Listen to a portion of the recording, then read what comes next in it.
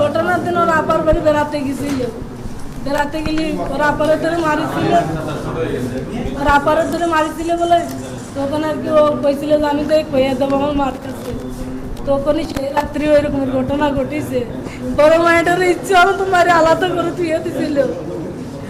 পরে 11টার সময় আমার কাছে ফোন দিয়েছে যে আপনার মনে অসুস্থ। আমি যাই দেখি যে সদরে ভর্তি করছে মাগুরা দিয়ে তুই উনি পলাইছে ওই মহিলা। জানাজা গ্রামের বাড়িতে হবে।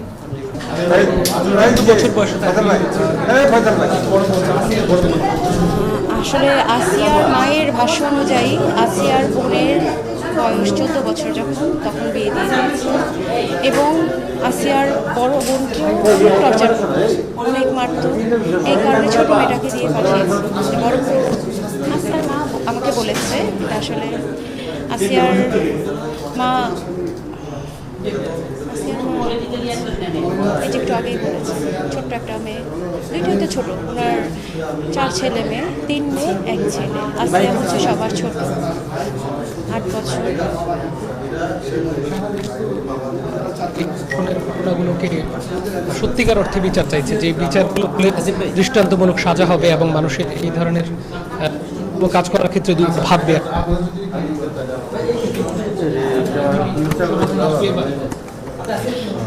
ধর্ষণের যে আইন, সেই 1600 সালের যে আইন, সেটা দিয়ে আসলে ধর্ষণের বিচার সম্ভব। আমার মতে ধর্ষণের যে আইন আছে, ধর্ষণের এই আইনটা পরিবর্তন করা উচিত। এভাবে দেখতে চাই। আন্টি দেখলেন যে আসিয়া হসপিটালে আসার পর থেকে, হাসপাতালে আসার পর থেকে এই পর্যন্ত যে কি পরিমাণ, কালকে তার 4 বার কার্ডিয়াক অ্যারেস্ট হয়েছে, 4 থেকে 5 বার। আজকে সকালে তার 3 বার কার্ডিয়াক অ্যারেস্ট হয়েছে। তার এই কার্ডিয়াক অ্যারেস্টগুলো তো উনি তো ওখানে উপস্থিত ছিলেন। উনি ওনার মেয়ের কষ্টটা এখন একদম চোখের সামনে থেকে দেখছেন। উনি এটা মার পক্ষ থেকে এটা নেওয়া সম্ভব না। তার এটা সুস্থ একটা মেয়েকে সে তার বোনের বাসায় গেছে, সে আজকে সে লাশ হয়ে বাড়িতে ফেরত যাচ্ছে। তো এই যে একটা নিষ্ঠুরতম হত্যাকাণ্ড, নিষ্ঠুরতম ধর্ষণ, এটার সঙ্গে যারা জড়িত ছিল প্রত্যেকেরই শাস্তি হওয়া উচিত এবং এই শাস্তি সর্বোচ্চ শাস্তি। যেমনি ভাবে আসিয়ার গলা আপনারা জেনে থাকবেন, আসিয়ার কোমায় চলে গেছিল, ও 2-3 দিন আগে ও কোমায় চলে গেছে, ও জিসিএস স্কোর 3-তে নেমে গেছে। এটা সর্বনিম্ন, যেটা ও যখন আসে প্রথম দিন ওকে 8 পেয়েছিল, তারপরে এটা 6 গেছে, তারপর থেকে এটা ফল করা শুরু করছে। লাস্ট হচ্ছে আপনার এটা 2 দিন আগে রাত্রে সে কোমায় চলে গেছে, ওর ব্রেন কাজ করছিল না।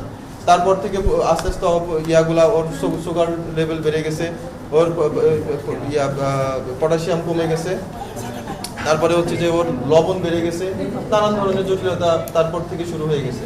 তো শেষমেশ গতকাল রাত্রেই আমি বলতেছিল যে সকালে তো এই সব কিছু তো তার সামনে হয়েছে। তো আমরা চাই আসামিদেরকেও যেন গলায় ফাঁস দিয়ে মৃত্যু দেওয়া, মৃত্যুদণ্ড দেওয়া, মানে আমরা বলতে চাই। আমরা